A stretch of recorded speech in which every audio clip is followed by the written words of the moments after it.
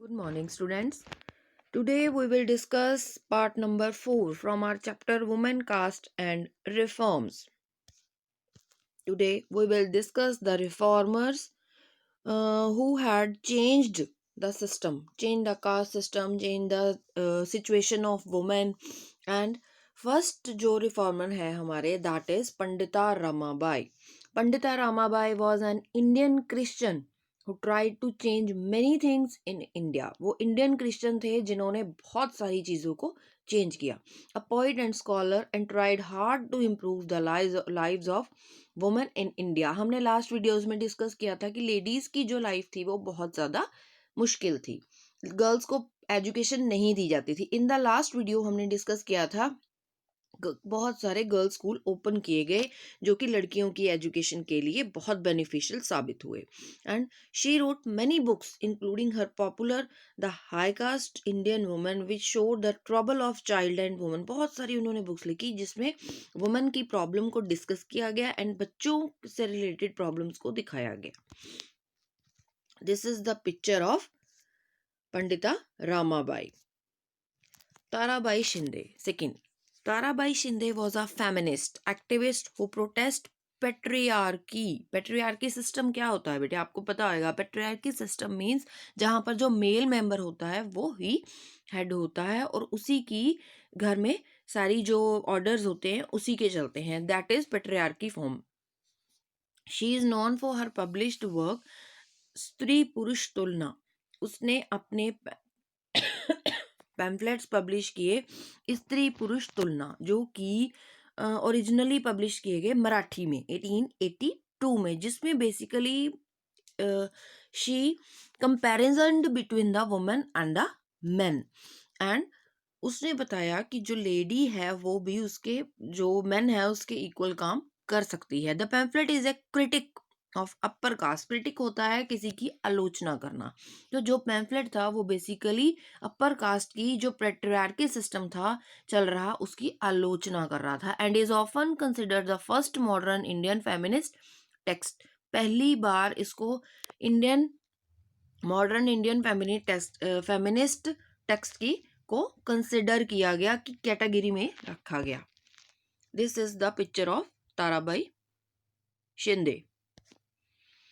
Begum Rokeya Shekhawat Hussain. Begum Rokeya Shekhawat Hussain was a feminist writer and social worker in undivided Bengal during the early 20th century. तो ये बंगाल से related थी and इन्होंने भी women के लिए बहुत काम किया एंड जेंडर इक्वालिटी पे बेस्ड इन्होंने अपनी आइडियोलॉजी रखी.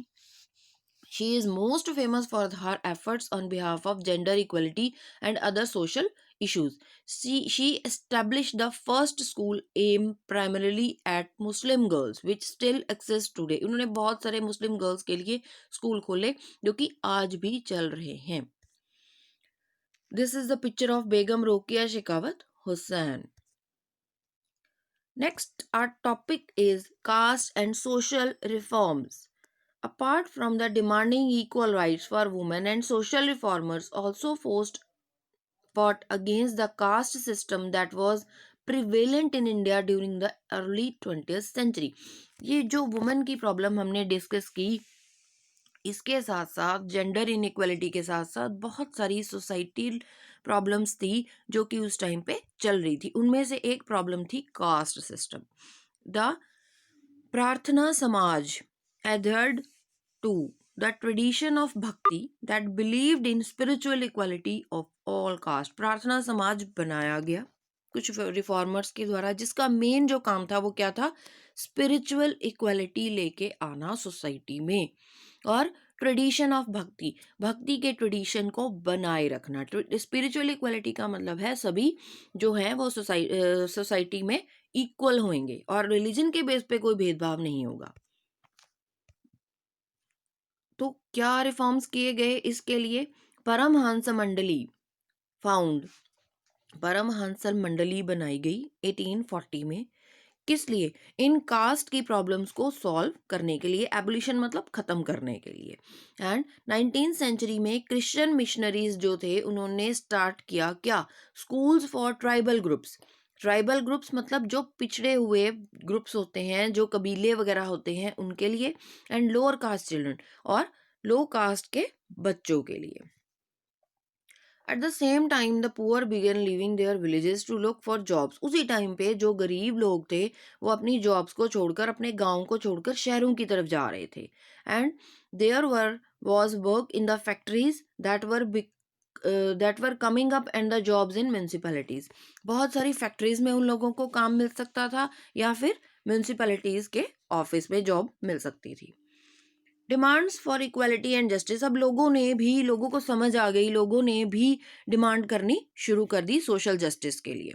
Second half of the 19th century people from within the non Brahmin caste begin organising movement. अब जो लोग ब्राह्मण, आपको पता है कास्ट सिस्टम में हाईएस्ट जो कास्ट थी, जो सबसे ऊपर थी, वो थी Brahmin caste. And Brahmin caste के अगेंस्ट जो उनको बिलोंग नहीं करते थे, उन्होंने मूवमेंट्स ऑर्गेनाइज करनी शुरू कर दी। किस लिए? कास्ट डिस्क्रिमिनेशन के विरोध में, और सोशल इक्वलिटी एंड जस्टिस की डिमांड करने लगे। सोशल इक्वलिटी मतलब बराबर का समाज होना चाहिए, एंड जस्टिस मतलब सभी को न्याय मिलना चाहिए। दोनों की डिमांड करनी शुरू कर दी उन्होंने। The Satnami movement in central India was found by Ghasidas. अब एक मूवमेंट थी जो घासीदास जी ने स्टार्ट करी इसी बेस पे, सोशल इक्वालिटी के लिए। This is the picture of Ghasidas. Demand for social equality. Ghasidas who worked among the leather workers, वो लेदर वर्कर्स के बीच में काम करते थे, और he organised a movement to improve their social status. उन्होंने एक मूवमेंट बनाई जो कि उनके सोशल स्टेटस को इम्प्रूव कर सके। Haridas Thakur worked among the low caste cultivators in Bengal. Haridas Thakur भी इन्हीं के साथ थे, और उन्होंने कल्टीवेटर्स के बीच में जाके काम किया, जो कि बेसिकली लो कास्ट को बिलोंग करते थे।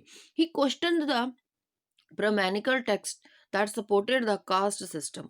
उन्होंने क्वेश्चन किया ब्राह्मण समाज से कि ये कास्ट सिस्टम क्यों है, किस लिए बनाया गया है। All the leaders came low caste and worked among them. Low caste के बीच में सभी लीडर्स में काम करना शुरू कर दिया, और ट्राइड टू चेंज बदलाव लाने की कोशिशें की, जिससे लो कास्ट और अपर कास्ट के बीच में जो डिस्क्रिमिनेशन हो रहा है उसको रिमूव किया जा सके। They try to create a sense of self esteem among the lower caste. Lower caste के बीच में आत्मविश्वास, आत्मसम्मान की भावना को पैदा करने की कोशिश करी गई।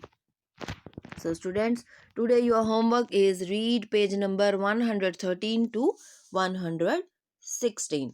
Thank you.